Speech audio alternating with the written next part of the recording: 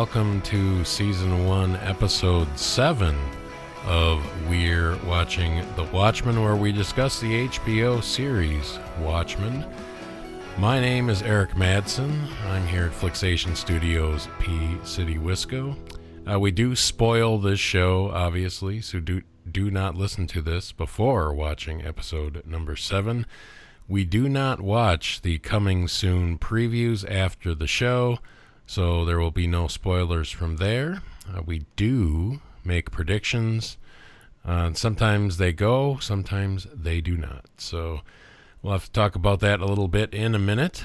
Over there, Christian Estabrook, San Francisco, California. Christian, how are you? Well, yes. When you were just a boy, your father put you on his knee and told you that you'd been born into the Order of the Cyclops and that it was your legacy to grow up and be the most powerful racist fuck in the nation.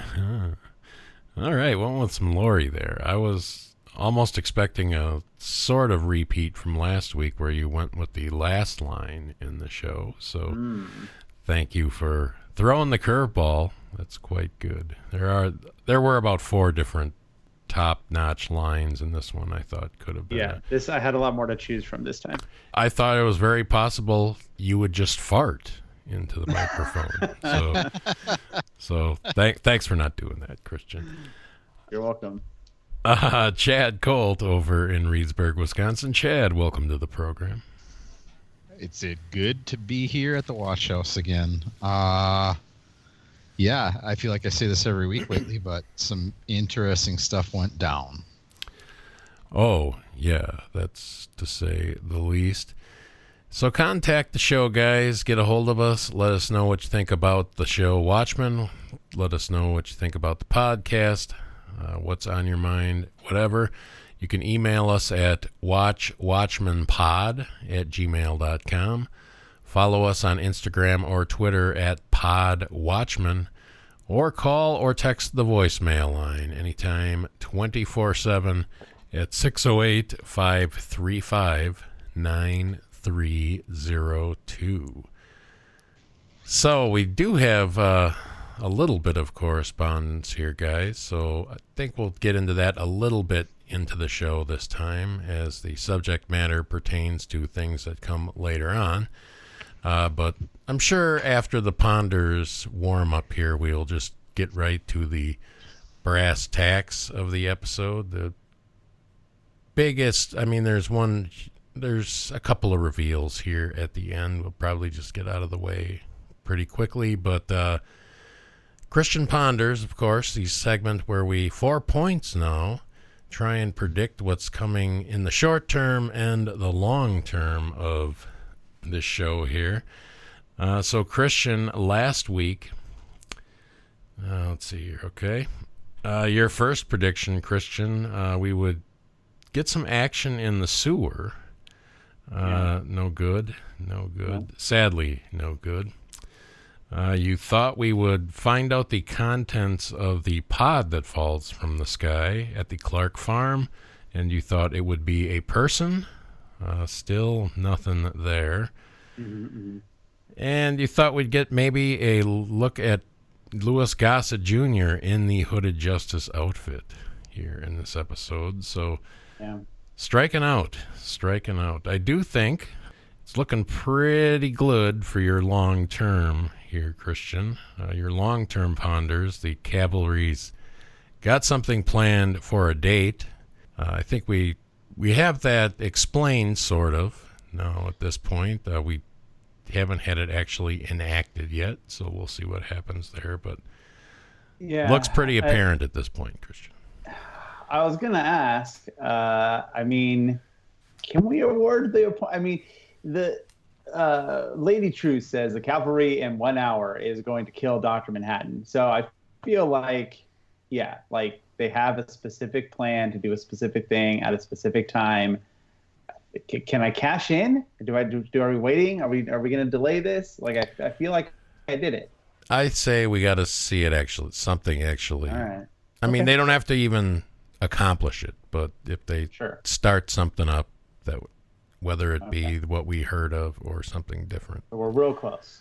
But yeah, you're getting there. I don't think you're going to have much trouble scoring that one, but nothing for you there, Christian. And I'm looking back here just to make sure, and no points from 2 weeks ago either, it looks like.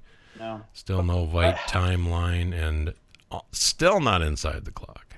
God damn it. So frustrating. Like I'm so close. And it's going to come true next episode. Watch, because I was 1 week early on the Vietnam thing. Eric, come on. Yeah. This episode has so Christian, much Vietnam stuff. You got it. Only time will tell. Actually, when I first watched it, I thought the Vietnam thing was a 2 week ago prediction. So I thought you had that right away. But then when I looked at my notes, not the case. No. All right, Chad. I'm not entirely sure about these, at least one of these. So we'll have to talk this one out. So I'm going to give myself a negative on the first one. the first one, yeah, I don't believe the first one hit. So He didn't know. I mean, he knew she would, but he didn't know. Like my. Wait, hold on. all right. Say So what the it was. first, I don't remember the what they were. first, the first prediction here. Angela will discuss specifically Will's memories with Lady True. I wasn't sure after the first time I watched. The second time, yeah, they do not. They discuss some of her memories, but not Will specifically. So I don't think you have this one either. We'll have to hash this out. But you thought Will would know that she took the pills. That's what I was originally talking about. I don't think he knew. I mean, he knew she would. That was sort of the whole point. But he didn't actually instinctively know that she had. Right. Is what I was thinking. So. Well, maybe he did, but we have no evidence. Yeah, of we that. don't know that right. yet. So nothing there, and no return of the cake. So nothing there. Boy, talk about getting close. I don't know, but I still don't think it's in the statue. But boy, it was close. What an illusion! What an illusion! I mean, that when I saw that, I go, "Oh, that's like almost more like." Little proof for me that it's just still possible. Yeah, if it's not that, they are really teasing you, Chad. Yeah. The prediction that Vite is inside that statue is what we're talking about. Yeah. And Chad, I gotta be honest with you, I pegged you at like a 5% chance of that cashing in. And when they did that fade in this episode, I was like, holy shit. Maybe he's right. Like I flipped. I was like, oh my god, he might actually be right here. And I said that I must have said that at least episode, I don't know, 3 or 4. Well, whenever we saw that. Whenever we saw it originally, whichever one. 4 that would be, because 3 was the Lori episode. Yeah. Close, Chad, and the second time I really paid close attention, because when it fades off of him, he's got that tear coming down from his left eye. So when it fades into the statue, I'm like, is there a tear there? I don't believe there is, but that would have been crazy. So where are we at, Christian, on your points, by the way? Are you at 8, I believe, right?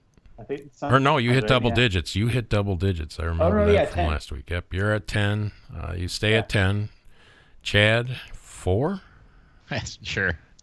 Yeah, I think you've had 2 correct. So I got the wrong notebook here, but so I got the points running somewhere. But no points for either of you guys here. It looks like I'm going to remain at 0 as well.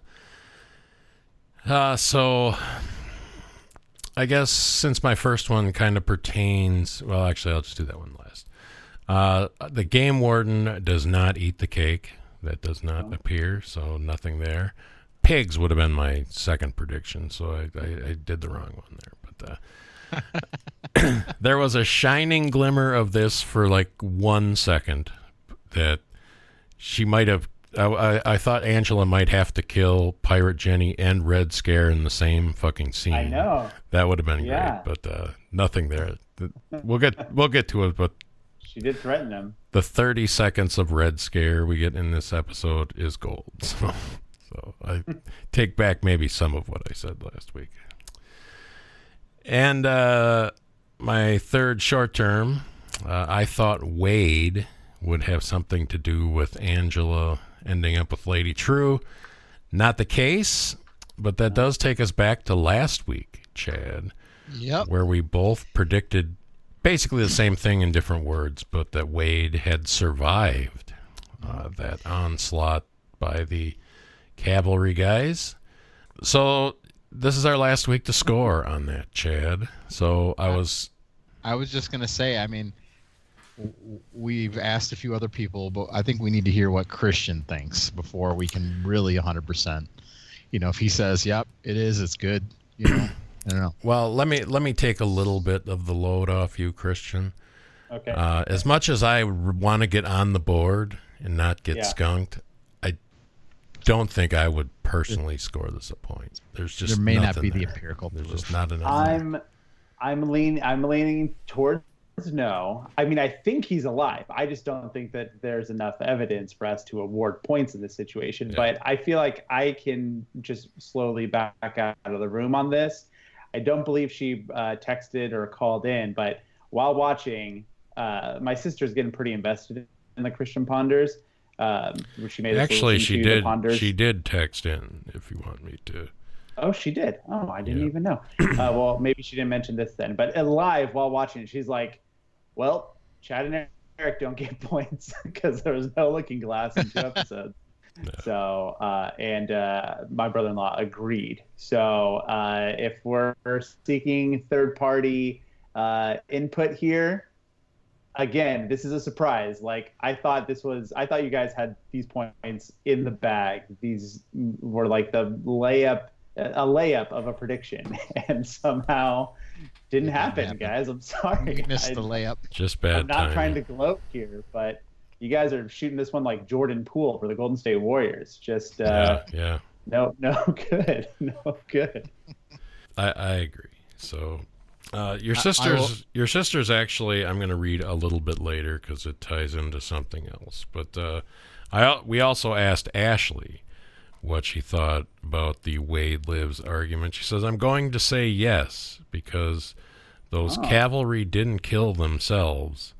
I think Wade's alive." So, I mean, yes, I think we all think. I think we all think that Wade's alive. But, it's like an impeachment proceeding. It depends on how you want to spin it. Yeah.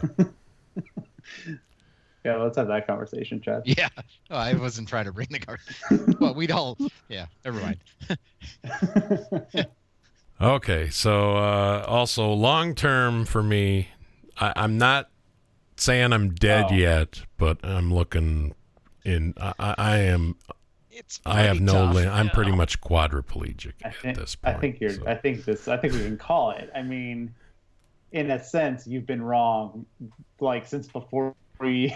Like you couldn't have even had this. Like you've been wrong since the beginning. But I mean, I guess we'll see how it goes. But it could get even more explicit in these next 2 episodes. So we'll see how it goes. Sure. So my long term, for those that forgot, no, there would be no Dr. Manhattan in this series, at least the first season.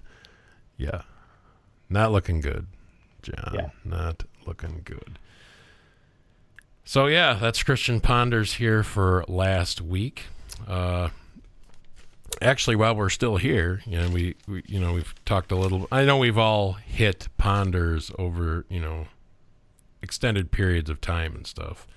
You guys had both alluded to Will and his past and stuff. I just want to say I do get stuff right sometimes. It's like way down the line sometimes. Oh yeah. But this was good. But I will take credit for getting the Bienne is Lady True's mother connection about 4 episodes ago or 3 episodes ago or whatever. And one I just thought of very recently. I just thought of this maybe within the last couple of hours. Hey, Lori and Cal did sort of get freaky. Right? Yeah. So not at all what I was going for there, but yeah. And I don't know if it was Cal, I guess. That was in the commentary while we watched it as well. They're like, well, I guess Lori and because that was like a big thing for the episode. We're like, oh, finally a Cal revelation. And it's like, you know what? You guys were kind of right. When Eric started it, but our Cal rumblings finally came to roost in this episode. We all knew Cal was off somehow, but holy goddamn shit. Who the hell saw this coming? In a way, I almost feel like Lori kind of could feel it.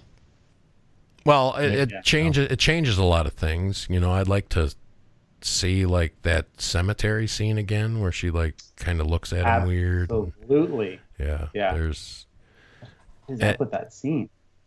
And just that we'll get to it later, but that weird kind of comparison of John's, I guess, current girlfriend seeing the phone call from John's ex-girlfriend is kind of this weird dynamic that's also brilliant at the same time. But we'll get there.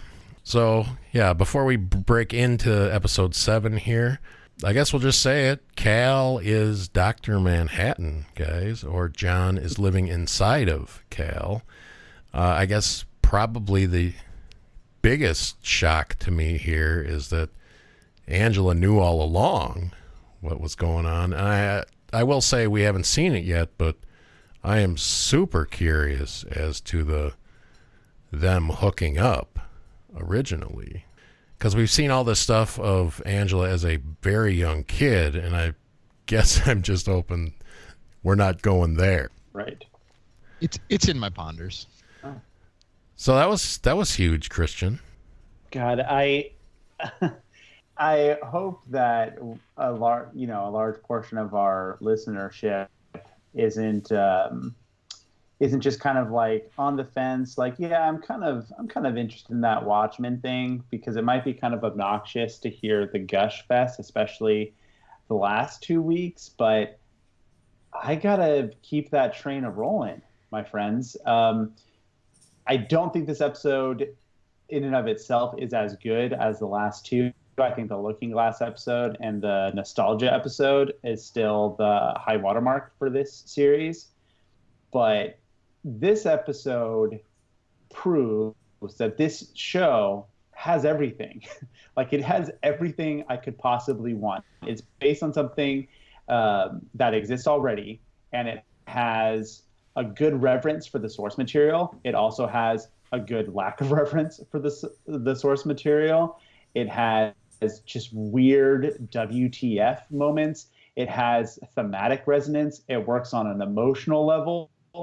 And it just has some incredibly satisfying twists and developments in the plot that have me straight up salivating. Like, I was having a conniption after watching this episode. I was practically yelling in my living room. I was like, I wish this was a Netflix series so bad right now, and I could just bang through the next 2 episodes, because I cannot wait to see what happens next. I mean, we've talked, especially in the last 2 episodes, about the world building and what this show is doing, but what? Like, Dr. Manhattan in human form this whole time, and he exists in that, or is connected to that little symbol thing. Like, what a twist. And so much of this episode is going to be like drowned out because that moment is so earth shattering. But I mean, even like the reveal of Angela being connected to an elephant, like that's like that moment in and of itself is enough to just be like, what is this show up to? Like, I can't get enough of this. Don't they say an elephant never forgets? Right. It's like, that's exactly what I thought first. That's what I was thinking too. But it's like, is this just like a joke? Are they being funny, or what does this mean? I guess for me too, the one thing I'll say about the elephant scene is it's the first thing in this Watchmen series that just reeks of Damon Lindelof to me. I feel like this is that whole scene has this weird just like something you'd see on Lost. Sure. Is the feel I got from it. And that's the first time I felt anything familiar in this show from him. So I have no fucking clue what's going on, but they're just only thing that's the first thing I would identify as being very Damon Lindelof in my mind. But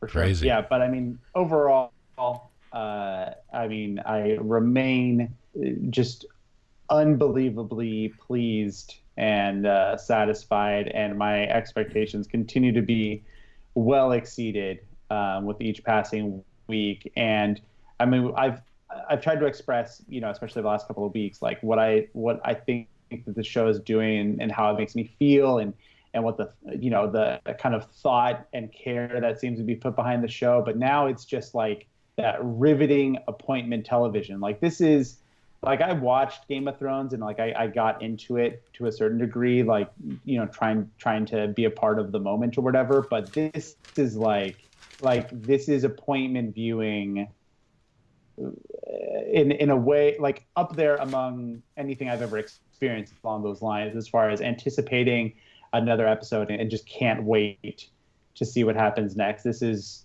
up there all time for me. Yeah, I'm pretty much with you on all counts. Love it. I knew going in what was the major twist. I had actually heard it ahead of time. So that was a bit of a bummer, but it still, I mean, there's still just watching the lead up to it and having that kind of angle as I went in was actually kind of probably an more interesting first viewing, I'd say, if I just was completely blind. But still, yeah, how they get there, unbelievable. Just what the plot is doing here.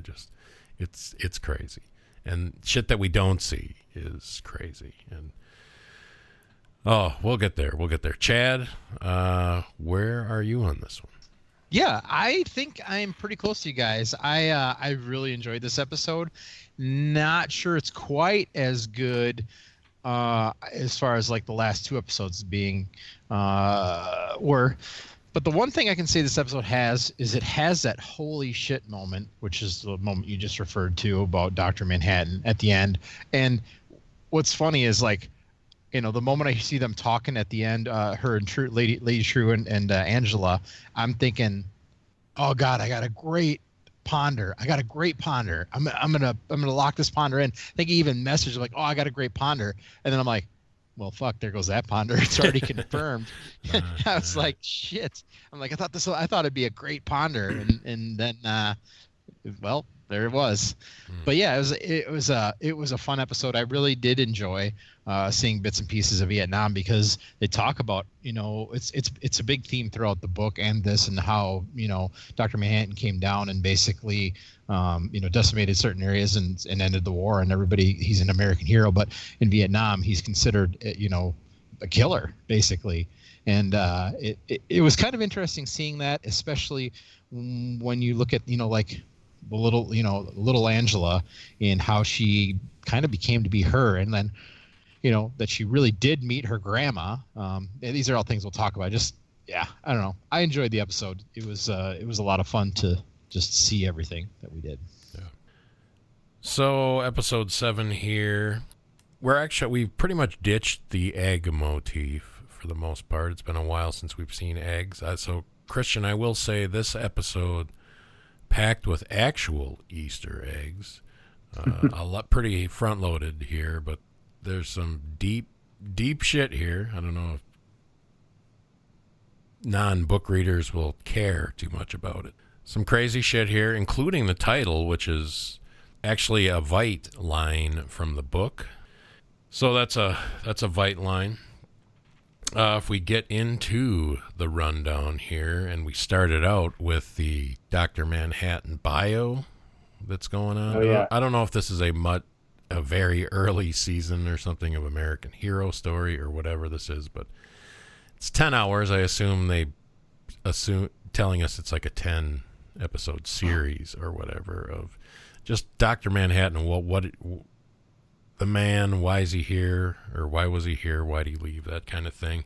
We see some interesting stuff in the bio, I think, including like watches, and it looks like it was Dr. Manhattan because all the cars in the show, I don't know if we've ever mentioned this, but all the cars are electric in this show. Right. And they clearly run on these Manhattan lithium batteries or whatever, so you see little clips of that. I think it's interesting, as noticing this on the second watch, that they show him, but he's headless. They don't show his head or his face. Yeah. So there's an angle about that too that I want to get to at a certain point later in this episode. But so yeah, we fade into Vietnam in Angela's youth. Do you think she's about 10? I know she makes up a story that it's her 10th birthday, just not to tell Lady True what she actually saw. But does 10 sound about right? I think so, right? Yes. Yeah, Sounds I right. think so. Now, this girl, I know I've seen her around. The one thing I can remember for sure is I think she's in Shazam, for anybody that saw that earlier this year. But she's definitely a child actor I've seen in places. So anyway, we see her with the video, picking up the Sister Night, nuns with a gun, or a nun with a gun video, or whatever. So Christian, the first Easter egg festival here. The movies? Yeah, so there's 4 movies here there's 4 movies here that we see. The first one, this Trunky, I don't know if that's supposed to be something. It's like an animated elephant thing, other than just some kind of minor foreshadowing of the elephant scene coming up later. Oh man, I did not do as much homework as you. I thought it said Tusky, but maybe it's Trunky. I thought it was Trunky and a little animated elephant on the cover. Right. I wrote that down because I do. Tusky would work too. It could have tusks. Yeah, it could go. I don't think it matters what it's called. But in the same. I agree. I think it's a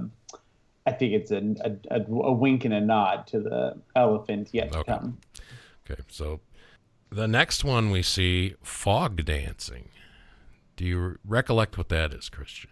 I saw that. I was like, I looked at it and I was like, fuck, I should know what this is, but I didn't. What are we talking about? Very brief mention in the book. This is all book stuff. Okay. In here. So fog dancing is the book, or it's obviously the movie adaptation of Fog Dancing. Was the book written by Max Shea, who's like the head designer of the Squid. So we learn about that guy a little bit, and he has this book, Fog Dancing. So obviously this is the movie adaptation of it. Got it. Okay. Next up, Silk Swingers. I'm sure you remember that, right? Right. Okay, so Chad forgets or doesn't catch it. Is that the book that she has?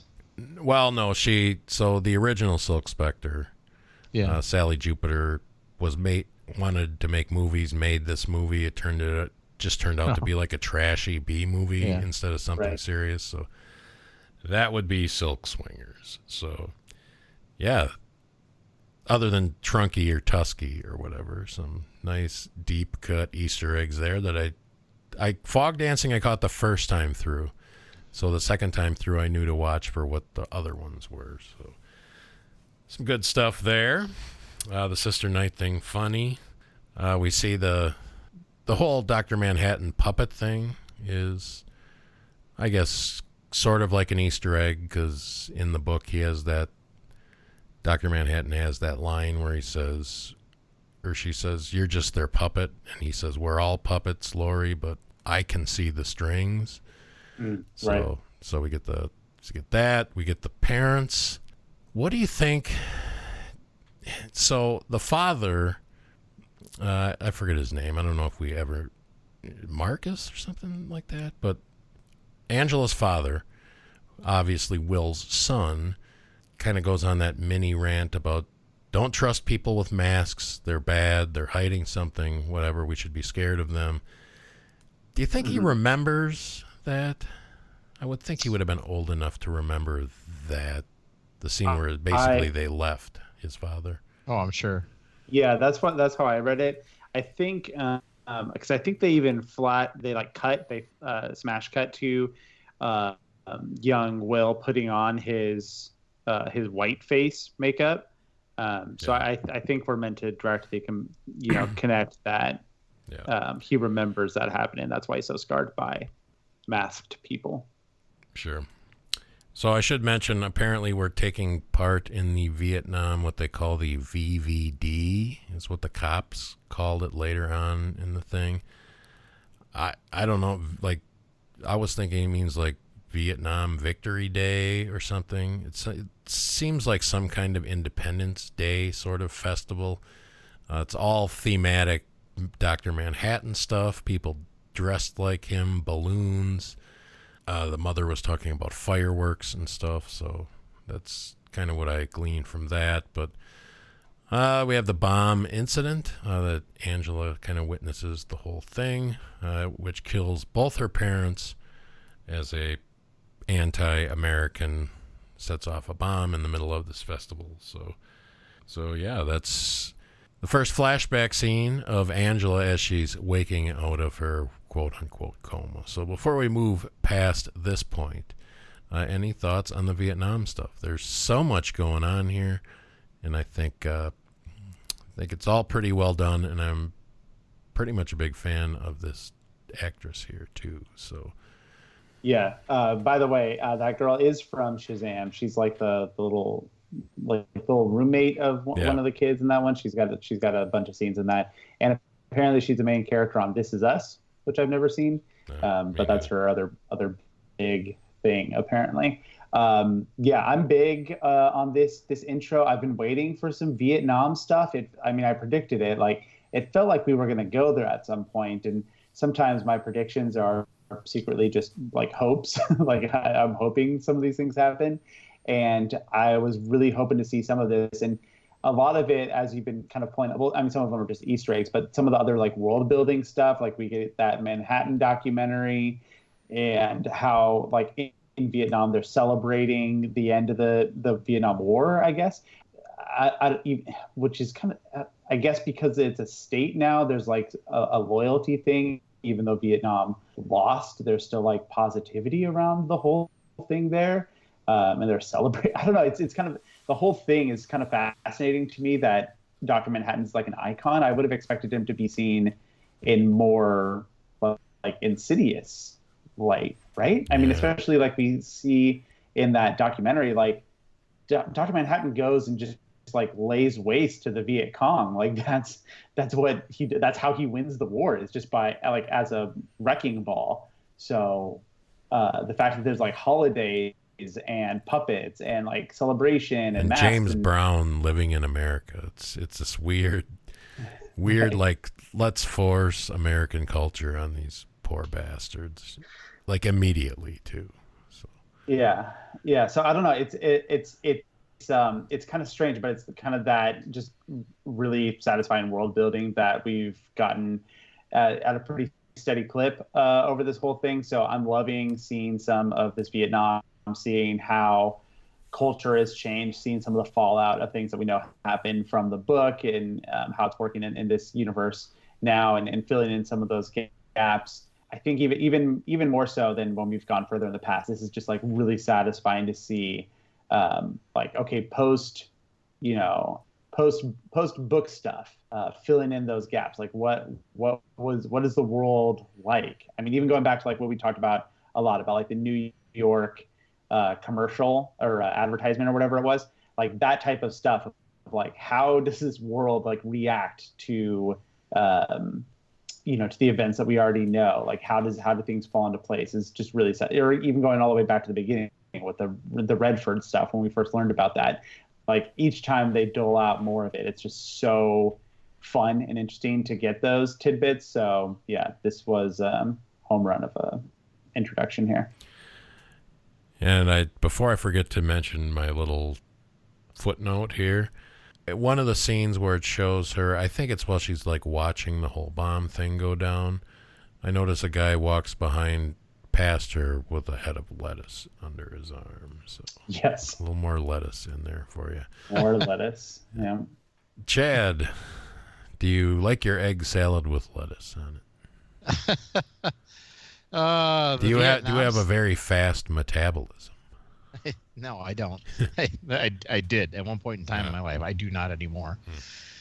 Yeah, the Vietnam stuff was interesting. It's kind of interesting to look at like the reactions in Vietnam and in some of the ways, some of the protests and some of the things you saw during real Vietnam, like even here in the States. It's if you kind of look at some of the things, I mean, it's just there was a lot of people that were very unhappy with the way things were going, and a lot of people that unfortunately didn't support. I don't want to say support the war, but support the troops, or were mean to our troops when they came home, and it was just sort of an interesting way to see. I don't know, this bastardized version of everything, but yet there's still familiar pieces. And to see, Angela in this with her parents and all that, and sort of just get to know that a little bit better, were probably some of my favorite parts. And they kept going to that little puppet show too, and I just had a feeling the whole time that something bad was going to go down.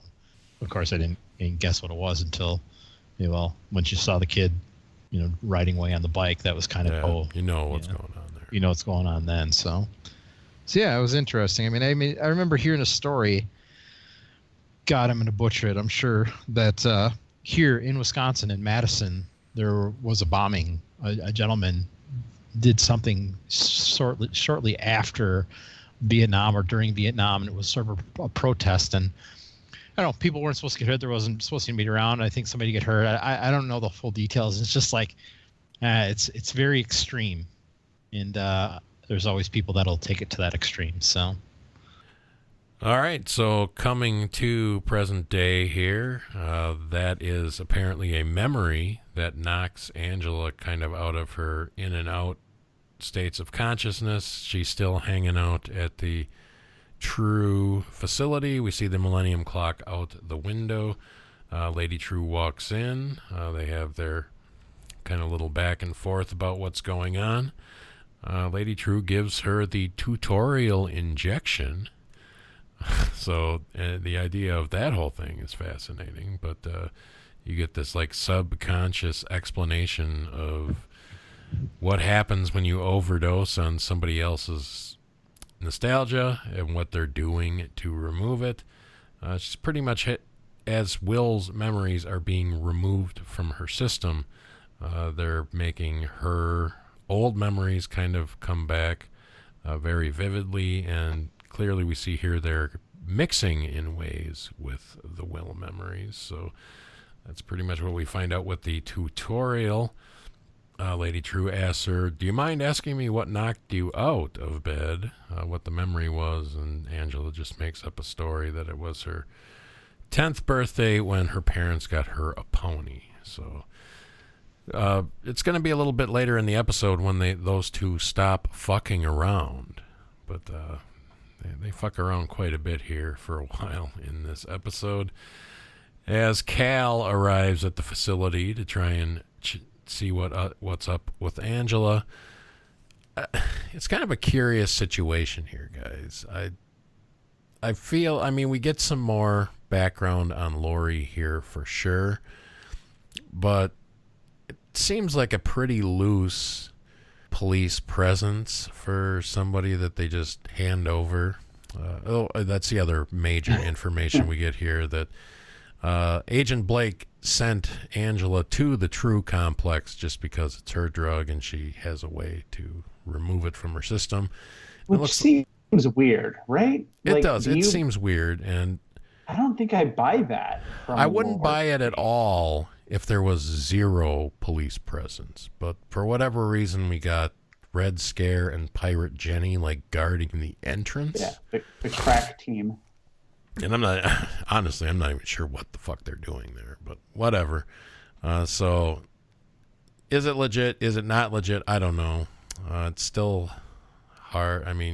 It's still hard to ascertain exactly what's all going on here, but sort of weird. But so Cal unable, they won't let her see her. He sees that hologram transmission of BN that basically blows him off pretty quick and then disappears. So, and Red Scary, Cal, go home for Christ's sake, or whatever he says. It's some more funny Red Scare there, but yeah. Yeah, good world building, filling in the gaps here. Still, I love that injection thing. I don't know exactly what it reminds me of, but it feels like such just a clean injection, no pun intended, of like some sci-fi, essence into this. Like it's like, yeah, of course, you just give yourself a little injection and you're gonna have this vision.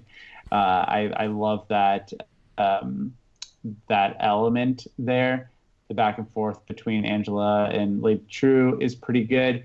Other like tech things, that disc, the big frisbee that they put on the ground and beyond comes out as like a Star Wars hologram. Yeah, almost like a toilet, like a round toilet suit or something. Sure, yeah.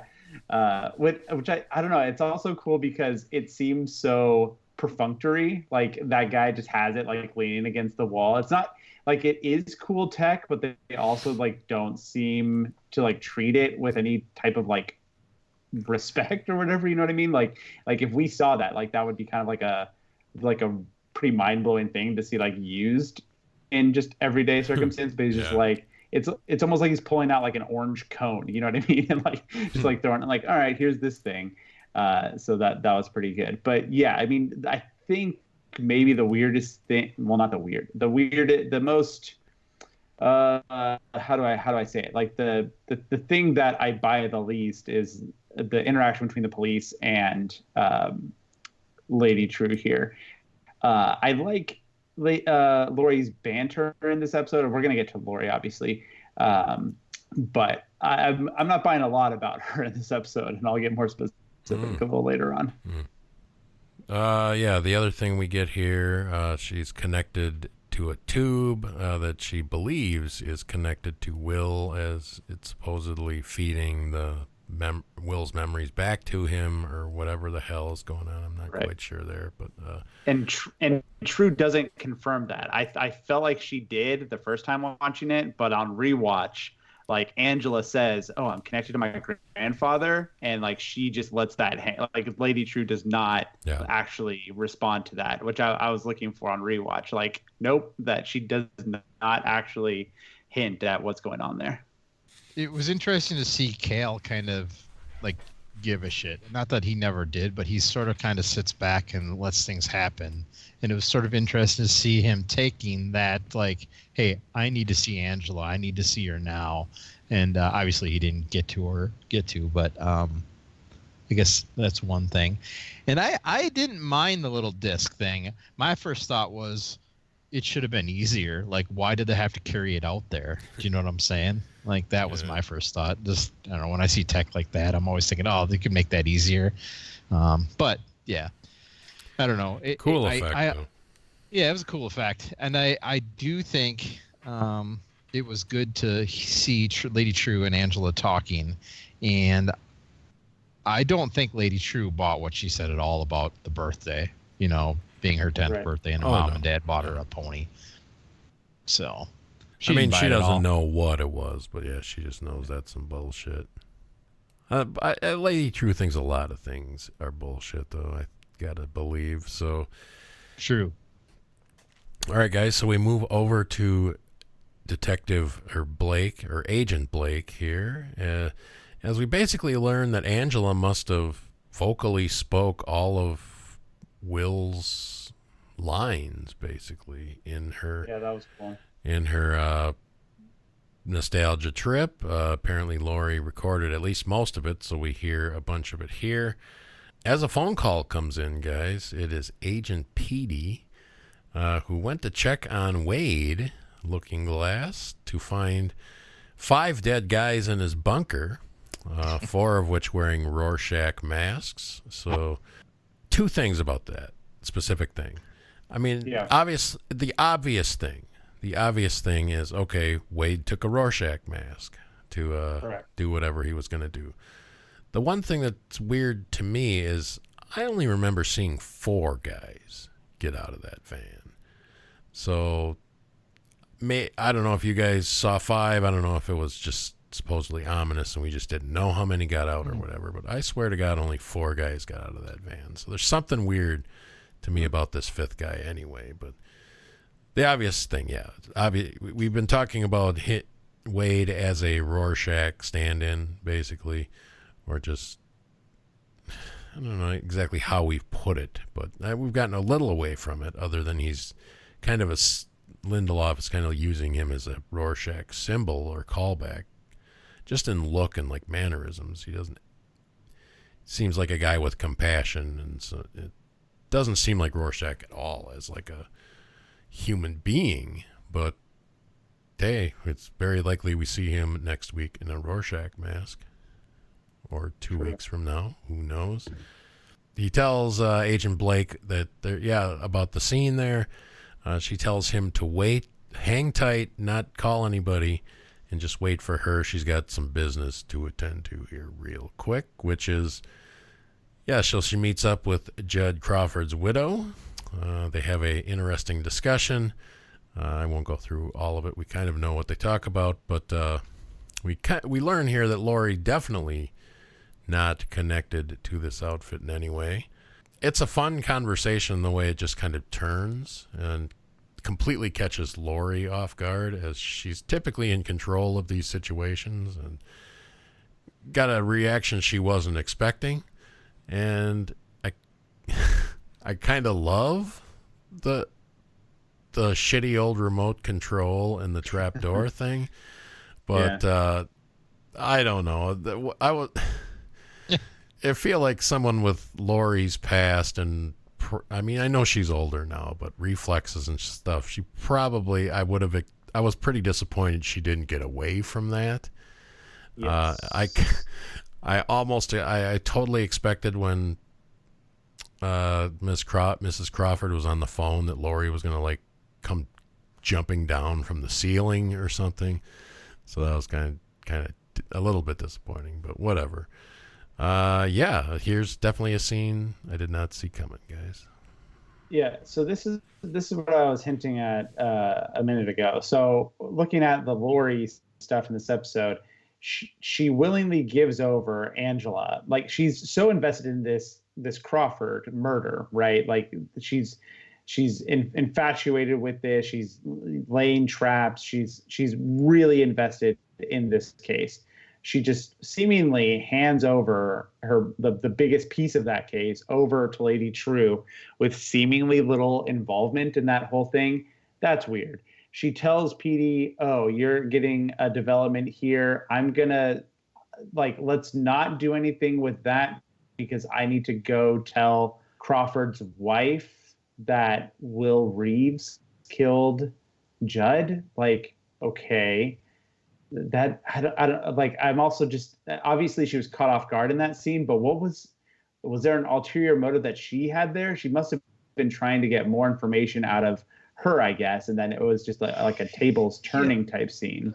Like, the only information I could think of that she was trying to get was information about his past as possibly a white supremacist, and she obviously doesn't let on any of that. It just doesn't seem that important of a thing that she would leave Angela, she'd leave Petey and Looking Glass, put all that on the back burner to go have this conversation. I'm not really seeing from her perspective why that would be so important, that was the number one thing she needed to go do.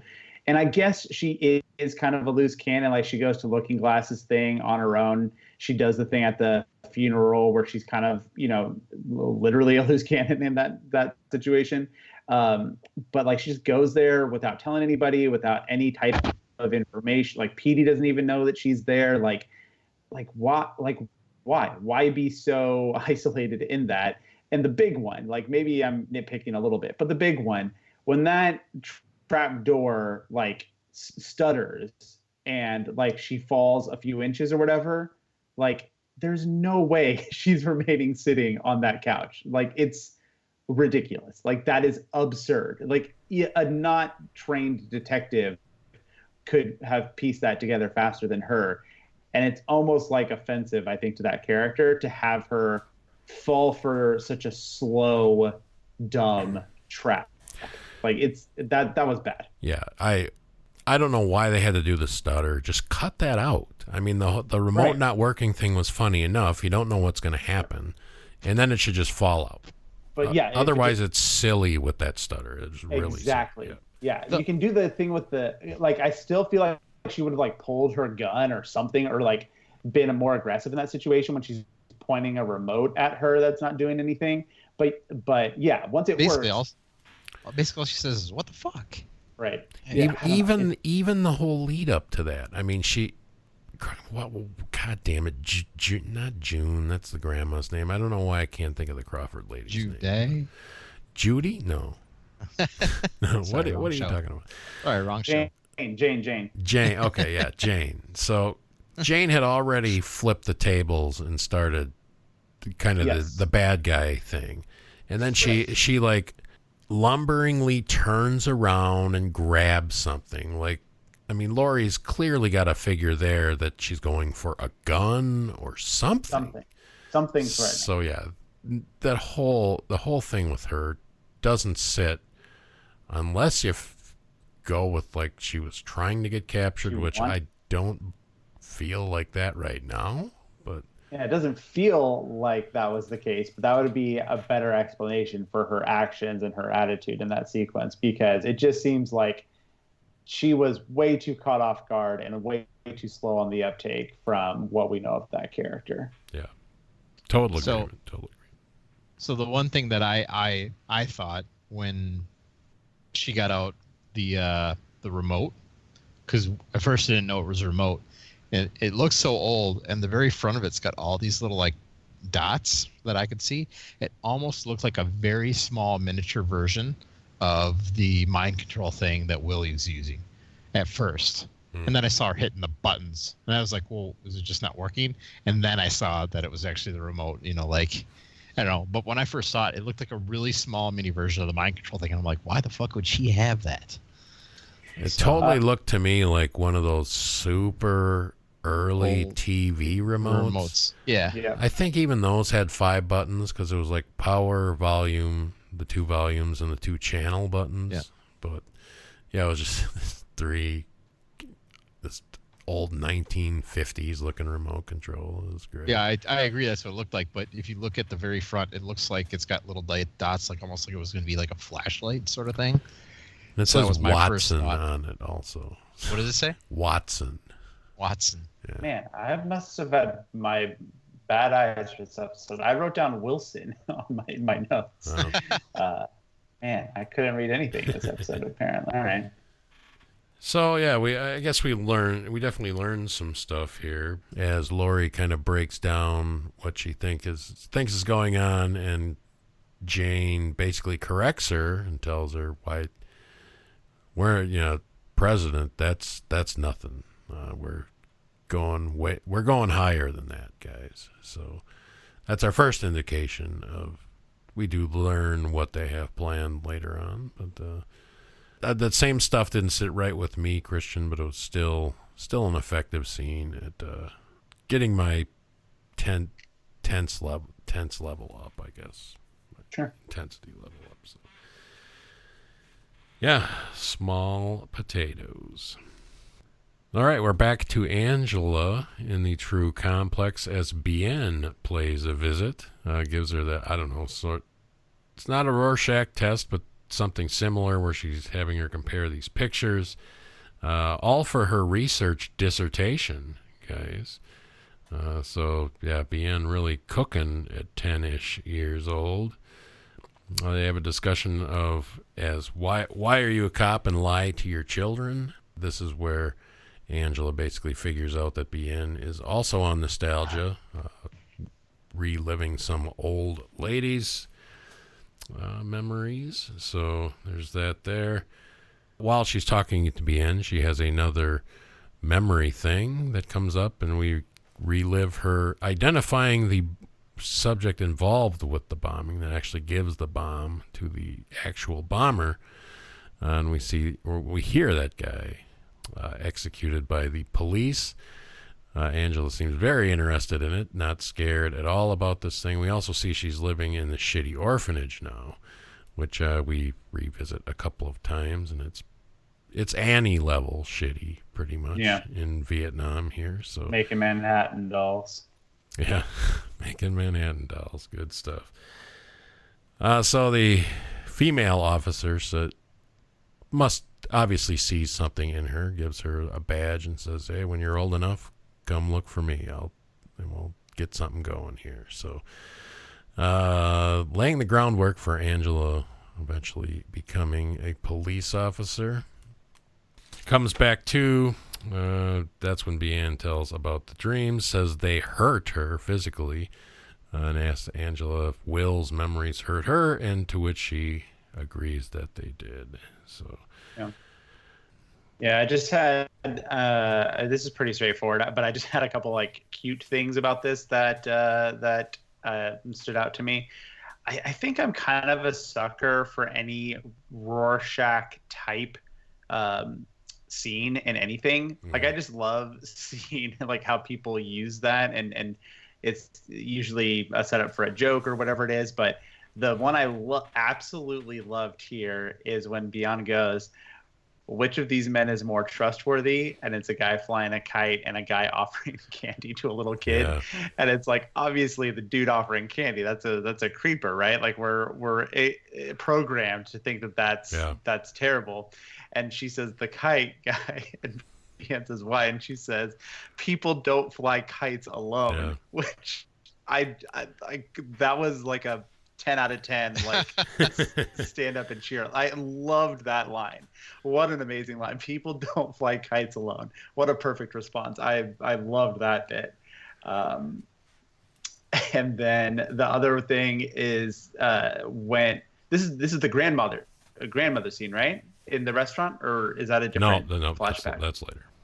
Oh, never mind. Okay. The other one's okay, yeah, this is just inside the orphanage stuff. Yeah. and the cops. Right. Yeah. All I got is it's very interesting that young Angela, didn't want to turn away. Like she would have gone and watched if she could, and then she was like, "Can I listen?" And the lady just smiled, like, "Sure." I mean, it's pretty mind blowing. Like she knew what was going to happen. And she said, I want to be a part of it, and I want to hear, and I want to know. I mean, in fairness, she's part of the reason that her parents are dead. So it's understandable. It's almost relatable. But it's still very weird for, as we are thinking about a 10-year-old girl, to want to do. I mean, we're not from we never spent any time in Vietnam or whatever. I guess the first time I watched that, I was thinking she was expecting them to, like, interrogate him or like beat the shit out of him or whatever. I mean, until the gunshot goes off, I didn't really expect that to happen. Do you think she expected that to happen? I think she did. Okay. I mean, it's very possible. It might just be standard operating procedure in Vietnam. I don't know. But yeah, fair enough. So what do you say, Chad? Let's take a trip over to Vightland once again. And one of they have these great like transitions in and out of Vightland, and this might be the best transition in, as you see like the weird stained glass glaze over in Angela's eyes that turns out to be like the stained glass windows of the roof of wherever. I think we established now that you guys were correct. I believe they are on Europa, the moon, one of Jupiter's moons. So that is where we are here.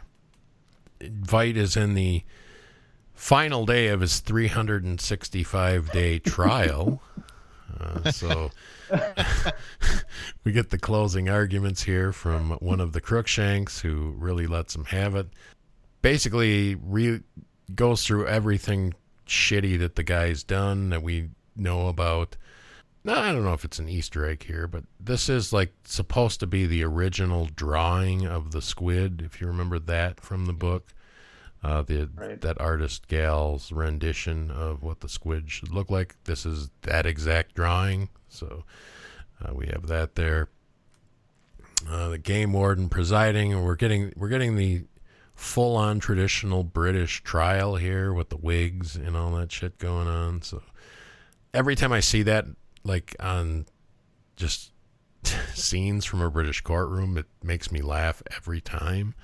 I don't know why they do that stuff, but whatever.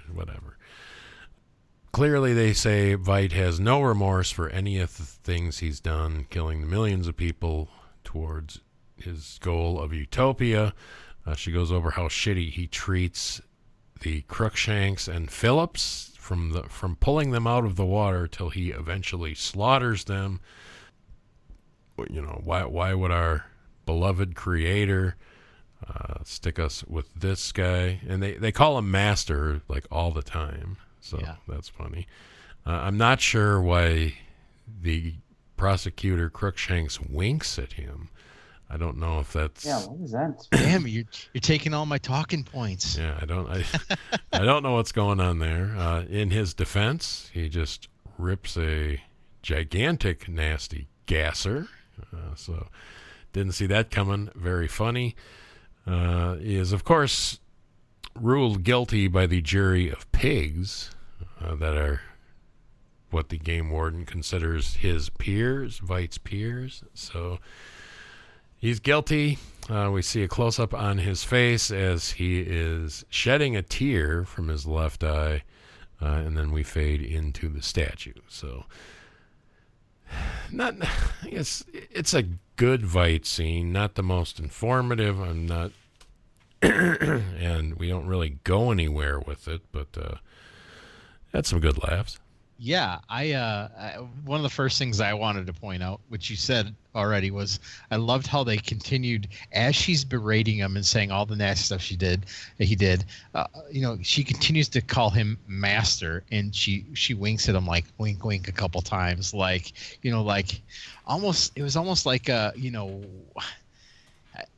like, hey, we're on your side, but I don't know. It was weird. It was or weird. They're it was just funny. It was all acting this shit out for his benefit. or something. What the fuck is going on here? I don't know. And then the pigs came out, and I was dying. I was like, I don't even know what that means. But then again, they pulled babies out of. He went baby fishing.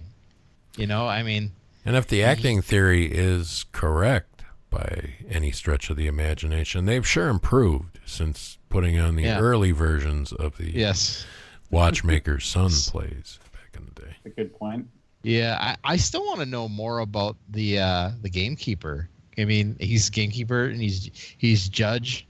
He's in a way he's juror too. I mean, apparently the jury is a bunch of pigs, though. It's interesting that it would be in the 365th day of a trial where he's supposed to be judged by the people that were there watching the trial, and he says, "I can't have you do that." And then he says, "Let's bring in a new jury. It's a bunch of pigs." Yeah. Yeah, this is mostly, in my opinion, this whole sequence, it's mostly a fart joke. Like that's the majority of what I get out of this sequence. It's like an elaborate setup. I love the shot of the game warden in his mask and powdered wig. Like that's kind of worth it in and of itself for that shot. It's good stuff. I'm curious about the wink, but the wink is really like the only thing that's like intriguing about this. Otherwise, it's just a laugh. There's not, like Eric, like you said, there's not really any development here. There's no real like lead into, okay, well, what's going to happen next? It's just kind of its own little self-contained scene. It's pretty funny. Chad, you like the fart joke? Yeah, I was okay with the fart joke. I mean, it is. You're right. It's like one long fart joke mixed in with some bacon seeds at the end. Yeah. All right, so as we transition here back out of Veightland, I will say another little quick Easter egg, and I don't know if this is an Easter egg. It probably is too blatant not to be, but so we transition from Veightland out through the statue, to which we see the butterfly fly away, which to me was a callback to the book when Veidt kills all the people that are still in his Antarctic base or whatever, and they die, and those guys that die in like the atrium, and there's the butterfly flying around on that one guy's face, dead guy's face or whatever. So feels like a little bit of a callback to that. But we transition out of Veightland back through the statue to the True Complex as we see Angela coming out of her room trying to get her way into what she believes is Will's room. This first attempt, Lady True basically catches her right away and asks her to come have dinner or whatever. They have some... they're starting to cut the bullshit, but they're still kind of working on it here. True wants to know why she came to America from Vietnam, asks about Cal, mentions that she knows, she studied mind a lot, and she knows that complete amnesia like Cal in this car accident is almost never happens. So she's trying to lead her on a bit there.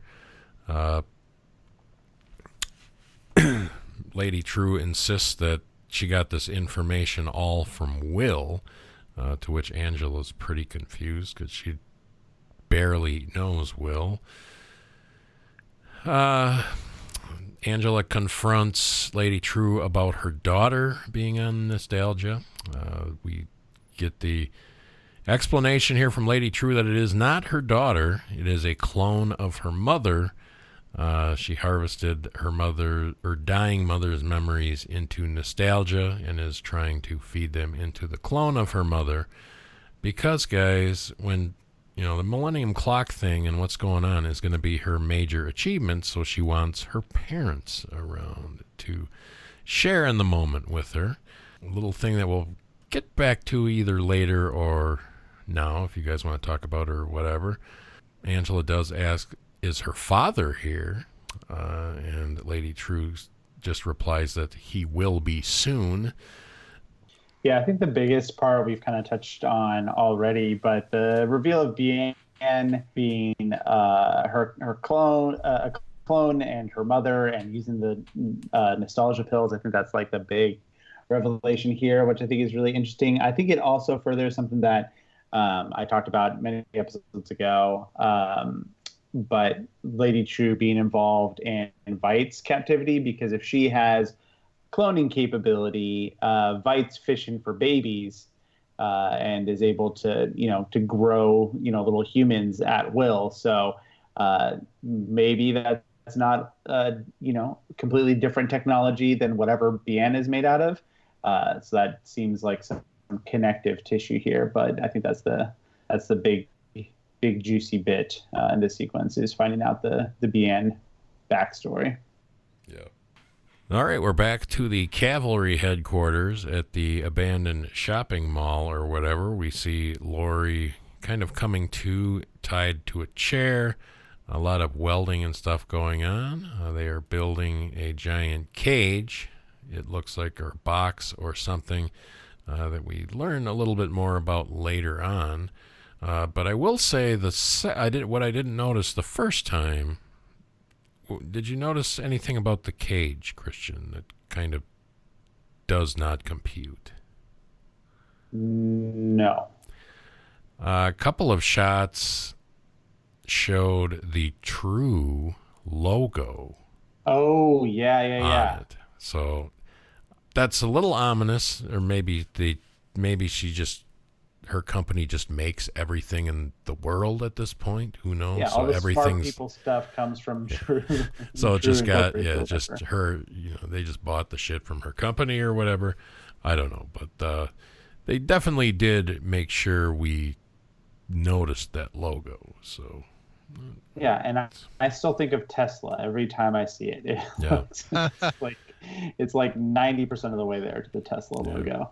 I did notice that, and I don't think that there's any like secret pairing up there. I think it's maybe a True employee is a cavalry member, or maybe they just bought or stole True stuff, because that's the good stuff. Yeah. Or weird science heists or whatever the hell they're doing. I think there's going to be a connection. Just not sure what it is yet. Okay. So who comes up to talk to her? Of course, Senator Keene. He mentions that, Jane thought it was, I don't know, egotistical of me to send you down here in the first place or whatever. And he wants to do a James Bond villain info dump on her. She just says, I just don't give a shit. The silliness, I want it to be done with. And just says, fine, tell me whatever it is if it'll get this over with or whatever. And we don't get the whole plan here yet. But he says that, we're not racists, the cavalry and me, but and I think they've all but admitted that Cyclops is the same thing at this point. Yeah. But we're not racist. We just try to keep the country in balance the way the founders wanted things. And it's really difficult being a white man in America these days. So I feel like maybe I want to become a blue one, he says. And Laurie, you have particular interest in this. He says that a little bit before that. So, yeah, we find out Senator Keene wants to become a blue man in this segment here. I don't know if that huge totally sunk in for me the first time, but because I don't know, you just move so quick in this episode. Maybe didn't have time to think about it too much, but for sure. I mean, it felt like a big hammer being dropped for me. It's like, oh my God, like what is happening?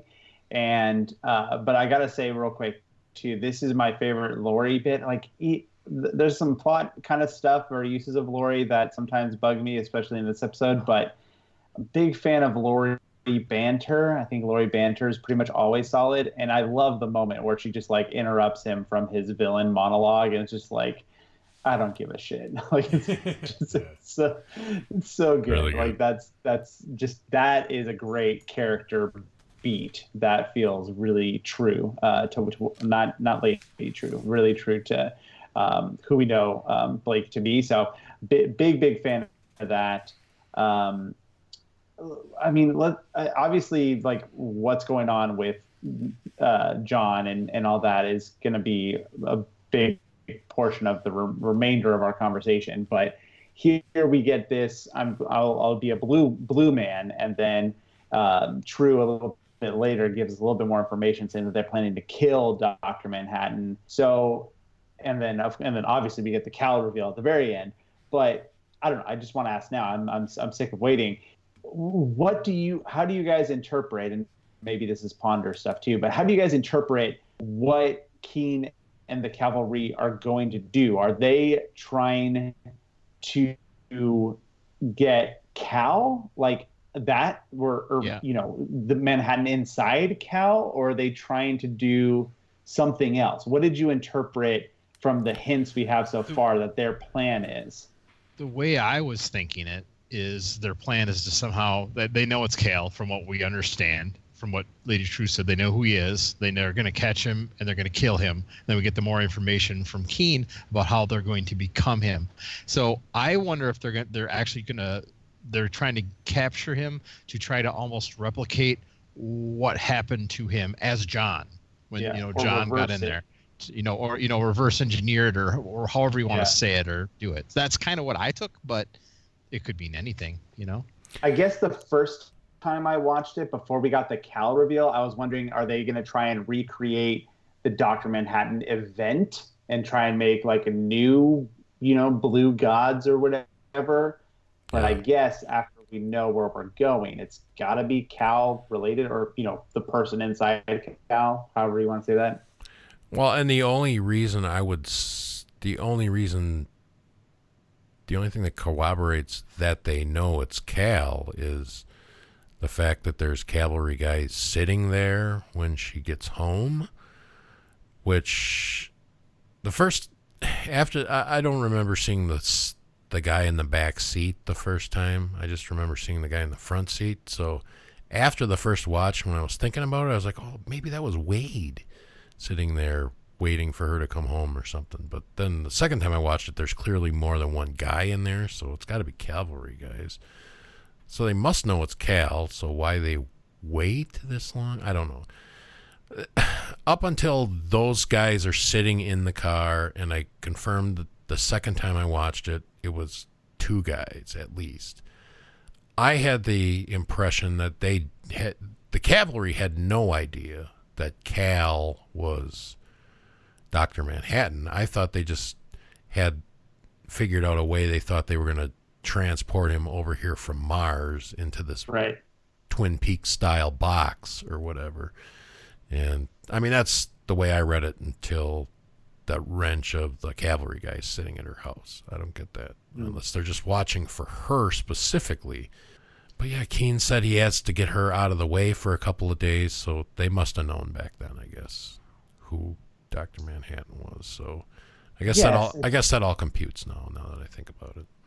I don't know. I guess the timing is still really weird. Yeah, exactly. Yeah, the timing still feels strange.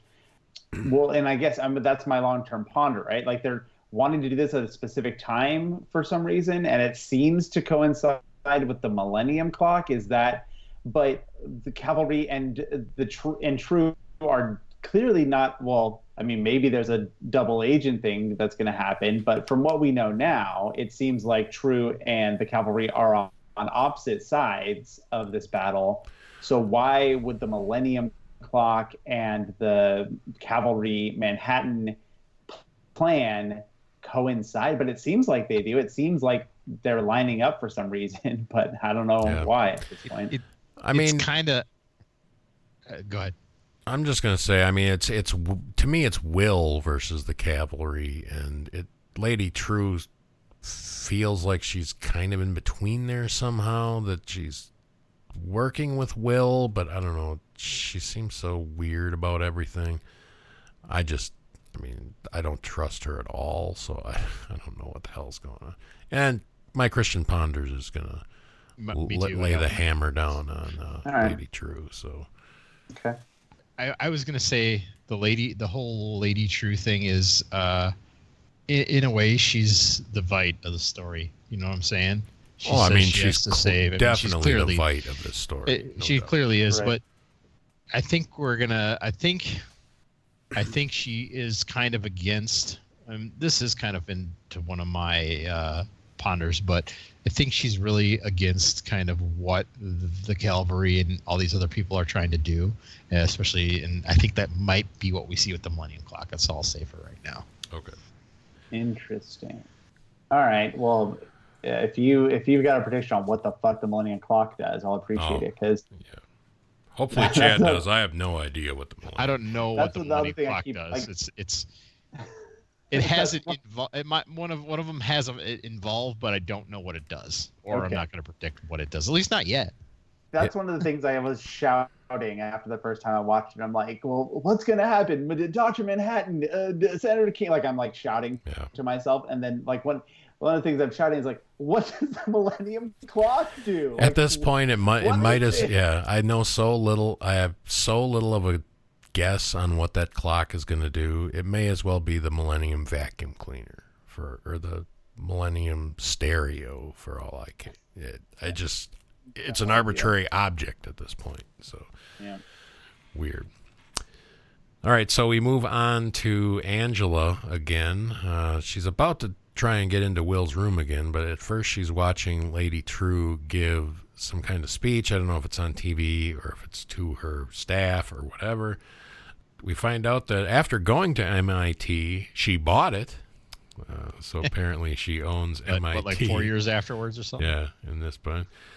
She talks about a bunch of her successes as a business person and called nostalgia her only failure. So I don't know, maybe it was in good shape when Vite had it, and it's her failure. So that statement seemed a little weird to me. I would consider it his failure because it was his thing, but whatever.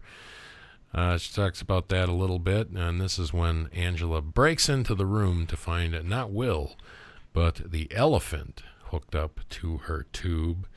We see a bunch of digital readings and stuff on the wall. As I said before, it felt very lost.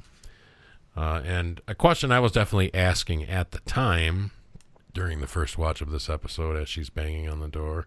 Okay, I get it. Now, you showed me all this shit. Now, what the fuck do you want from me?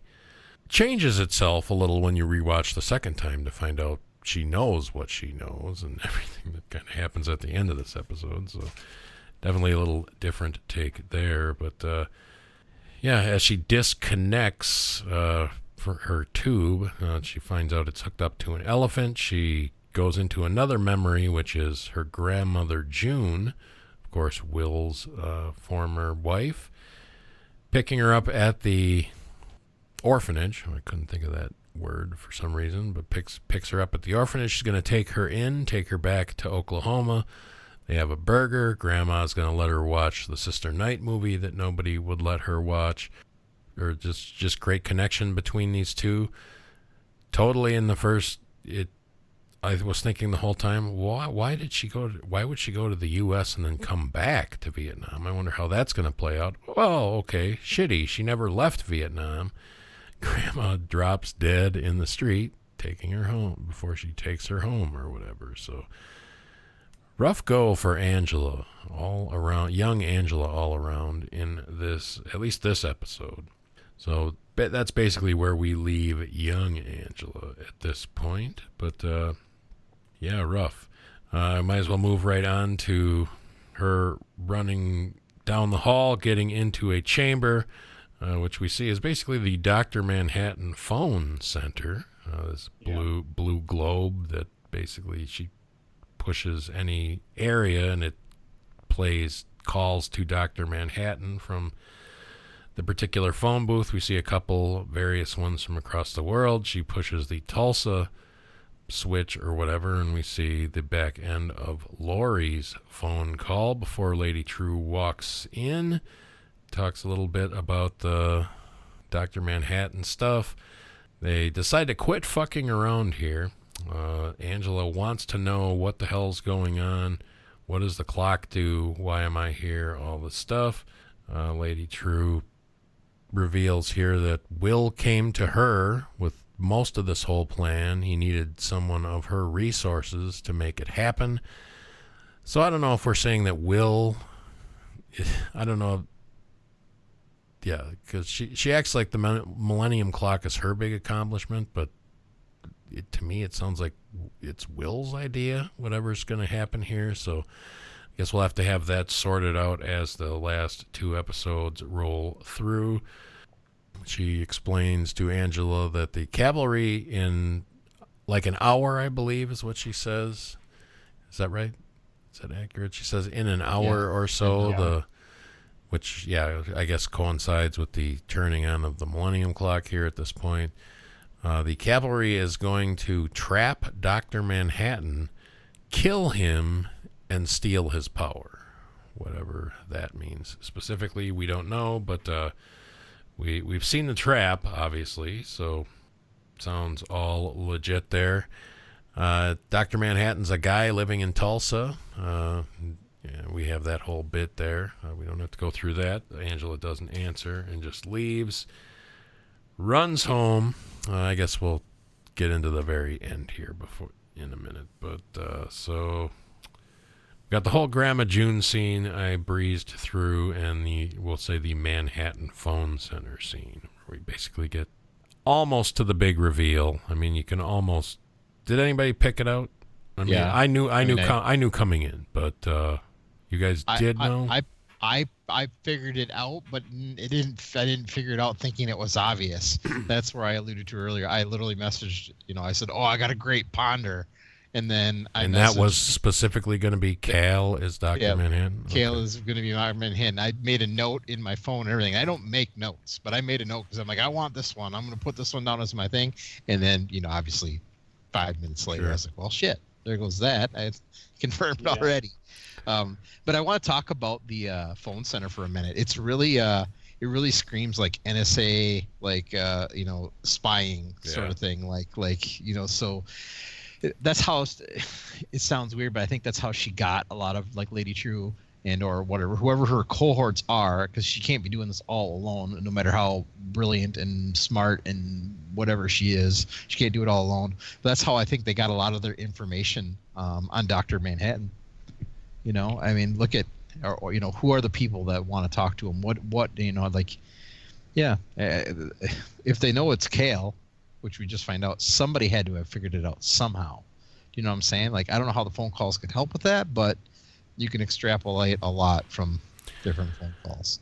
I mean, I think she explicitly tells us that Will is the one that figured it out. How he would figure that out, I have no fucking idea, and I assume we will get to that. But I'm pretty sure, unless Christian, you read something different, but I'm pretty sure she told us in not so many words a couple times that this all came from Will, right? Yes, I think so. That's how I read it as well. Of course, I don't know how the hell the cavalry knew either at this point. Now that it comes to the realization that they must have known too. So yeah, and how do if these people know why? Like we were talking about before, like the timing, like why wait? Like what do they gain by waiting? And it seems like everyone's like hinting, like to Lori and to Angela, like why is it just bad villain stuff? Like why do you want more people to know or to catch on? Like, why are you making these hints and clues? Like, why would these characters do that? Wouldn't you want to play this closer, keep those cards closer to your chest? I don't know. And they make it very known that they're doing that too. It's not like it's bad writing. What benefit? Yeah, what benefit would that be to those characters to do that? Though I don't really get it. Just like the cavalry stuff, like with Angela, like Eric was talking about, like what? I don't know. Like why? Like why do it that way? It still seems weird, but this is a great sequence. Like I said before, I think just the elephant reveal is like a killer enough moment that's overshadowed by what's to come. But I thought that was fantastic. And though I got to say that smashing that green light would definitely not unlock that door. That's some bad design right there. Yeah. There's no way anything has ever been made to work that way. You just smash it and it unlocks. Yeah. Just video game shit where you have to shoot a control panel to get in the door. Yeah, like maybe Doom on PC worked that way, but nothing else. Also, the cute thing that I thought happened earlier, but I forgot it happened later. But I liked at the restaurant that grandma go to is Burgers and Borscht. Yeah. Another American Russian themed restaurant. Yeah. That was a nice touch. Call back to like the first episode, something like that. Yeah, exactly. But that the Dr. Manhattan phone, that's just great visualization. The way that's all realized and like displayed, that's a beautiful scene. Like that's like pairing like world building and it's like visually interesting. That kills. That's really good stuff. All right, so quick little transition scene here as Angela leaves the complex to head home. Her little interaction here with Pirate Jenny and Red Scare, which is pretty funny, mostly because just Red Scare yelling profanities is pretty great. But Pirate Jenny bitches at him for eating too much. He just says, I have a fast metabolism. So ever since he was eating that sandwich, it seems like he's always eating a sandwich now. So it's funny. She yells, it's A-Bar, wants to get out of here. She says, move so she doesn't have to hurt you. Oh, fuck her. Did you tell her she was under arrest? Yeah, I love that whole thing. And she just blasts through him as you fucking bitch, or whatever. So good stuff there. Races home, and we see two people in cavalry masks sitting in a van in front of her house watching her get home. Cal's asleep on the couch, of course, reading For Whom the Bell Tolls there. I will say, I don't know who, but she must have a good babysitter ready to go, because I don't think John's going to be watching any children while whatever the hell's going on here in the next couple of episodes goes on. So, yeah, we have the whole interaction as she comes home. She tells Cal, you're the best friend I've ever had, you're a great father, all that stuff, before smacking him across the head or saying it's time to come out of the tunnel, specifically. Smacks him over the head with a hammer, reaches into his head, pulls out the Manhattan Signia thing. We see the blue glow basically in her eyes as she says, Hey, baby, we're in fucking trouble. The Doc. Here he is, Holy guys. shit. Yeah. Holy shit. Can't believe we're going there. Thought he was going to stay away from all that stuff, but no, he is going there. So I guess before you can talk about whatever, but this has been on my mind. Do you guys actually think the same actor is going to play Dr. Manhattan that played Cal? Are we going there? No. No, you don't. I don't think so. You don't. Okay. Well, because we see Cal's body on the floor. I feel like we're done with Cal. My question is, I'm guessing it's gonna be an all CGI thing. Yeah, maybe. And I was thinking about it in connection to the movie.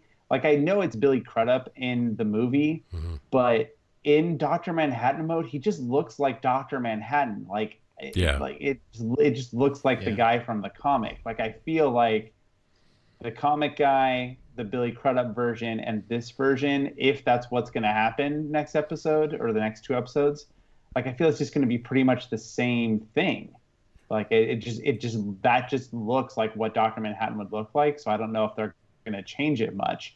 I was going to ask you guys if you think that, well, one, do you think we're going to get blue guy Manhattan going forward with that glow, and Angela's line would have to be what we're thinking, right? Like, that it seems like that's what's going to happen.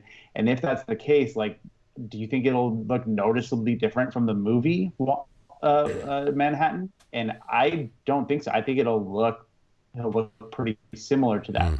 Maybe I'm completely wrong. Maybe it's Yahya Abdul-Mateen, but I don't know. I just feel like they're gonna do the same look, the same Manhattan look. But I think it's going to be the same look. Yeah.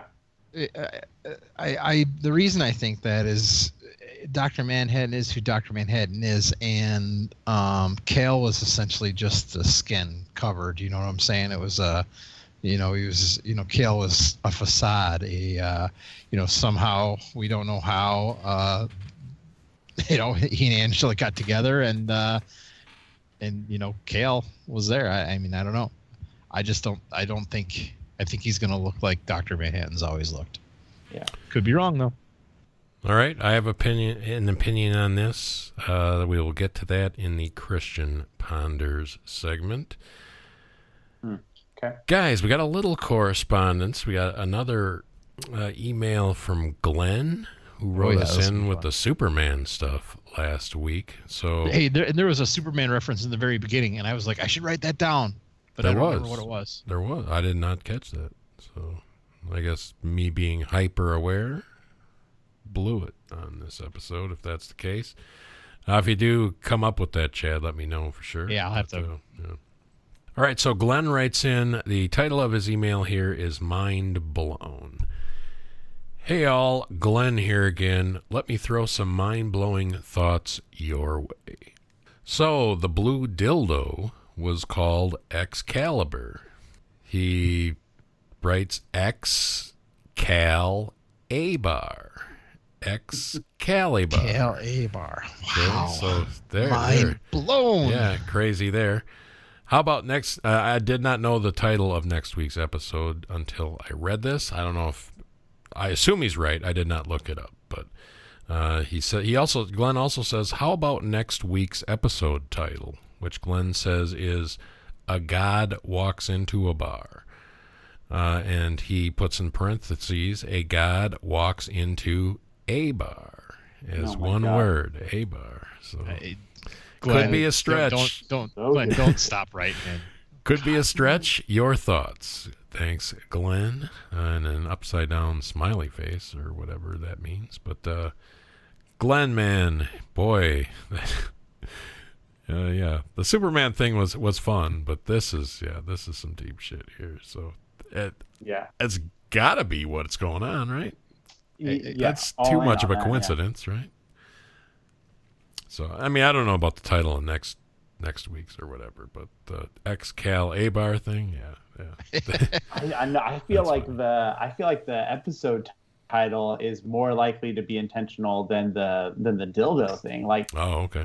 a god walks into a bar. Like, well, I mean, I actually don't have ponders on this, even though I think it's what's going to happen. So, like, we've got to get more backstory next episode about what the hell went on with Angela and John apparently meeting or crossing paths at some point. Like, we've got to get more information there. So if we're going to fill in the backstory on that relationship, then we're literally going to be talking about Dr. Manhattan's plans to become Cal Abar. So a god walks into a bar, like, yeah, like that. I don't know, like that seems like very clearly like a reference, a nod, an Easter egg, whatever, like that. I think that's totally on purpose, and I wasn't thinking about any of that, and I love it. And this may be a good time to say, like, this with this reveal at the end of this episode, this might be one of those things like we get 2 more weeks and then just hit rewind and immediately watch this series again, because watching all the Angela and Cal stuff now, like with this knowledge, the one thing that came to mind was, remember the Cal scene where he's talking about death with the kids at the breakfast table? Oh yeah, him as Dr. Manhattan, that makes so much more sense, guys. Like that. And I know he's not John, like he's something else. He's Cal. He's in the tunnel or whatever that means. But like that's such a weird conversation, and it makes so much more sense if deep down inside he's John. So I had a question. What did she? Oh gosh, sorry about that. Wow. Let me start that over. I have a question. What did she pull out of Cal's head? I mean, what was it? Is it like a little round disc? Well, that's just, I mean, that's his insignia His that's on his essence. forehead. Just the insignia. Okay, so that's all it was. I mean, But it was like a metal version of it. It's like a metal version of it. So I don't know. Yeah. Well, I thought that was going to be like his essence or whatever, and she was going to have to like put that into something else. But we get the blue like plant glow, it, and she dirt, talks and water to it for a couple weeks, or what? I mean, yeah, something like put it into a lake baby or something. I don't fucking know, but it seemed like she was going to have to do something else with it. But she immediately starts talking to a blue glow and says, "Hey, baby," like. So I don't know. That's a separate thing. I don't know. I'm not really sure on the rules of how that thing works exactly. Yeah. I would have thought that she would have to like do something with that before we get the real John back, but apparently it's a quicker, simpler process. Yeah. My guess is we'll never probably touch on that again, but I could be wrong. But so I missed this a little earlier in the show. I did tease that I was going to read Kayla's text from before. I kind of missed the spot where I was going to put it, but I'll read it here. Remember, or at least we sent out a message asking how she thought about the Wade being alive point. Her answer was, "He's definitely alive!" ! I'm not sure if it's enough for a point, though. We never actually see him, but they are setting him up to return in the next episode, possibly wearing a Rorschach mask. This is a tough one. I think I'd give you both the point. So, yeah. So I think we still took the right way on this one, but the listeners were on our side, Chad.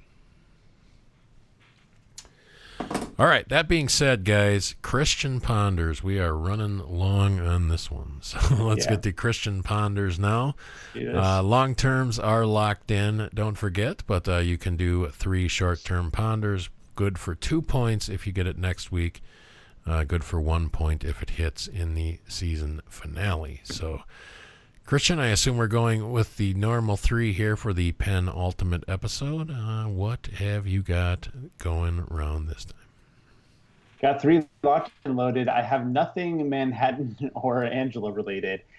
I don't know why. I guess I'm trying to zig when zagging is the obvious choice, but because I think we're going to be Angela and John heavy next episode, so we'll see how it goes.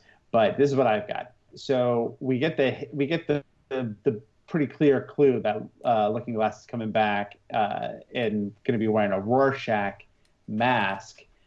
So if that takes place and he's able to successfully get incognito as a cavalry member, I think he'll be set up.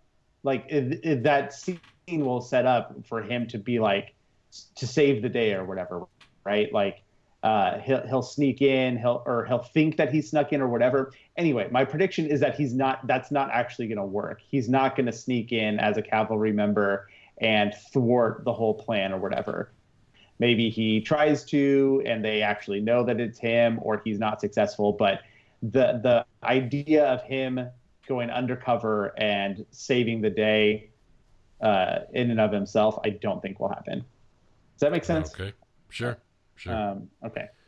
The next one, I don't know. This is maybe just stupid and random, but with the elephant reveal, I think that we're gonna see someone else connected to an animal in a similar way. Maybe it's always elephants, and we'll get that reveal, or maybe some people are connected to different animals for some reason. I don't know, but I think we'll see that happen. Why? I don't know. That was just a random thought. The last one, we get the trial for Veidt, but I don't remember, and I watched this twice, I don't remember them talking about a sentence. We got the verdict, but we didn't get a sentence. Yep, so I'm guessing, I thought this was going to happen sooner, but I don't think we're going to get the payoff for Veidt until the last episode. And I think that part of the Veightland sequence in episode 8 is going to involve a would-be execution. I don't think they're actually going to kill Veidt, but that's going to be the idea. We're going to go through the motions, so to speak, of a Veidt execution. That's going to be his sentence that's given. All right, and your long-term still locked in as the cavalry date thing. We've hit that ad nauseum so far, so we will move on to. And I remember last week I decided I was going to go first this time, Chad. So if somebody does any go for it. Line up this, I'll be the first one to call it this time. I'm pretty sure you're not going to have this stuff because I am really going for it here, guys. But all right, I got 3. Again, the danger with this one is much like episode 6. Like Christian said, I think it's going to be John and Angela heavy, but how heavy is it going to be? Is it going to be a couple of scenes here or there, or is it going to be an hour of those two? So if it's an hour of those two, these are all not happening this week. But I definitely feeling good about some of these ponders here. All right, let's start with this one. Maybe I shouldn't have started with this one, but let's do it. Lady True's plan. I feel like in Veidt fashion, it's not all roses. And I can totally see Will behind this. Part of this that reinforces my belief, or my at least prediction on this plan, is how a few episodes ago when Will and Lady True were talking, Will said, it doesn't really matter because in 3 days when what happens, Angela's going to hate my guts basically forever anyway. So I don't care. So I'm taking a stab here. I think Lady True's plan, whether it comes to fruition or not, is to and I don't know what the clock has to do with any of this, but whatever. I think Lady True is trying to wipe out the white man. I think a good way to take care of the cavalry and all these problems over the time that we've learned about, and just all the white man just keeps fucking this shit up, guys, making life shitty for everybody else. So that's a good way to fix this problem. Let's just wipe out white people. So in Veidt fashion, I think that's what Lady True has in mind. Okay, I'll put the big one at the end. So talking about Dr. Manhattan, I do think he is going to be played by the same actor that plays Cal. All right. I think Lindelof feels like he's going there. I hope so. I don't know how they'll present it. I don't know if he'll just say, well, Angela, I'm doing this because, this way I kind of look like what you're used to now or whatever. I don't know how they're going to play it, but they've gone this far. It might as well be might as well be a black guy playing Dr. Manhattan at this point. Why the hell not? So I hope you're right. That'd be cool. Yeah, I'm going with that. And this one's probably a bigger stretch, but there's a couple of connections I have on this one. So you guys remember I predicted, back in the same episode where I predicted Bien was the mother's clone, one of my ponders was, is it possible that Eddie Blake is Lady True's father? It kind of lines up neatly that way. I'm sort of thinking now that was a bit of a misdirect for someone like me that would dig up, just kind of dig up a theory like that. Now I'm leaning towards Veidt being Lady True's father. He's not here yet, but he'll be here soon. Yeah, it's strange to me that she has the old Veidt statue. And another stretch that kind of leads me this way, she might be the type to have a satellite, and D might stand for daughter. So I love this. This is a great prediction. I think it holds more water than maybe you're leading onto here. I mean, even just think of what we know of Veidt and the idea of someone taking over his company. It's too easy. It's too easy. Who could that be? Like, who could take over Veidt's company? Like, who could do that? Who could take his place and his power and all of that? Like, how could that mantle or that torch be passed? You know what I mean? Yeah. I mean, the smartest man in the world you could argue that he would have the smartest daughter in the world. I don't know. Yeah. We don't have any evidence of Veidt being in Vietnam, that's why the Eddie Blake stuff makes sense, but I don't know. I kind of came up with that whacked out theory yesterday. I love it. I'm going with I love it. So yeah, he will be. Yeah. All right. So but the one, it's not him falling down in the pod. So, or maybe it is. I don't. Weird. I guess the timing, when that scene was set, they would have to be way out of the.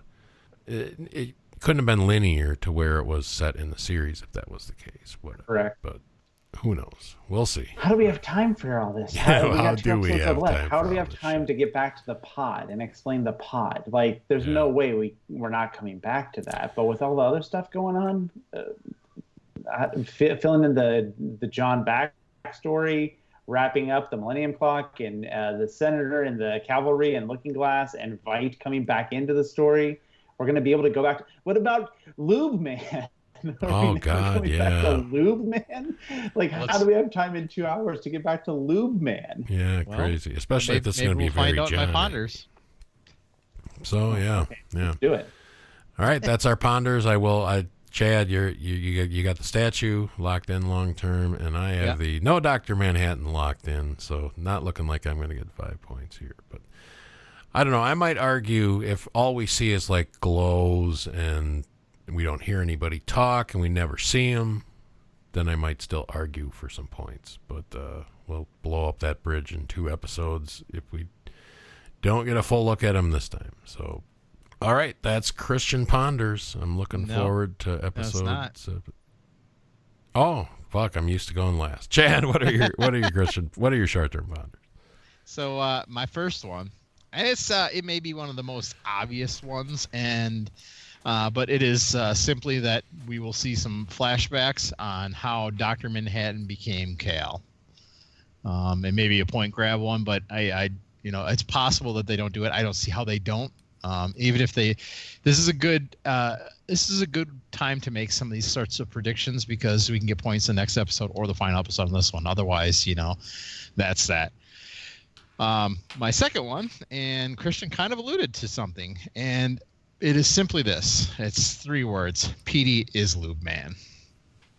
All right. I think for some reason we're going to find that. I've been thinking about Lube Man, and I made a Lube Man prediction back after we first saw Lube Man, and it's just the tall lankiness, and I had to come up with something because I really wanted to do the Cal is Dr. Manhattan, and obviously that came to fruition right away. So, yeah, Petey is Lube Man. Now, this next one kind of goes along with some of what Eric was going with. I don't know that I thought as far into the Vite possibly being the father, but I like where your head's at with that because of the simple fact that, she did say he will be. So yeah, I think you could be right onto something. My third one, though, is Vite will escape the moment Lady True activates the Millennium Clock. I like that. It's possible he's a part of her plan to save the world too, but I think I'm going to just go with the escaping when she activates the Millennium Clock. So Cool.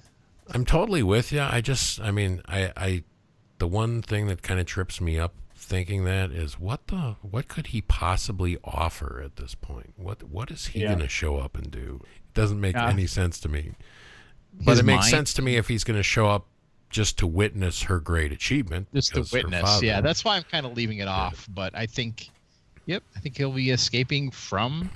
I have to. My long-term ponders is still the he's in the statue. The moment he gets out of the statue is the moment of the Millennium Clock, and he'll be there to sort of witness everything. So like it's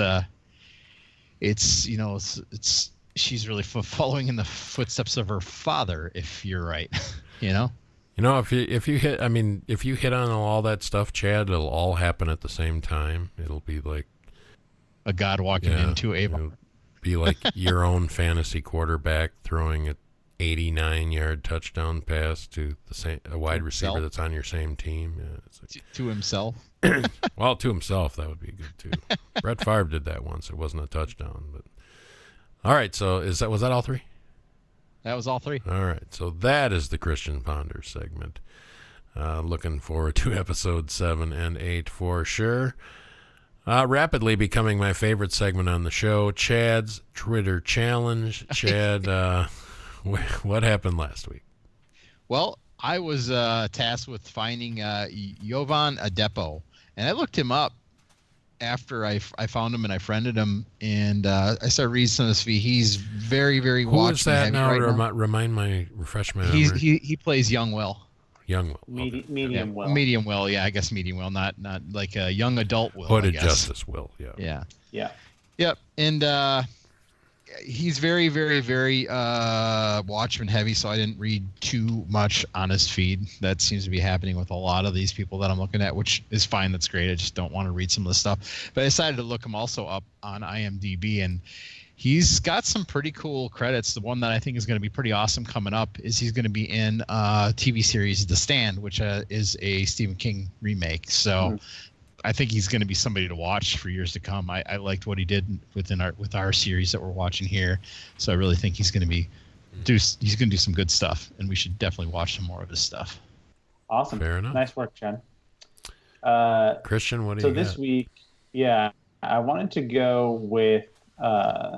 with somebody who had a big episode and someone that had a moment to shine and maybe has just been in the background the whole time. How about old Jane Crawford with her big retro remote? Maybe she needs some love here. How about Frances Fisher? Frances with an E. Frances Fisher. Is she on Twitter? I have no idea. But character actress, been around for a long time. She was in Titanic.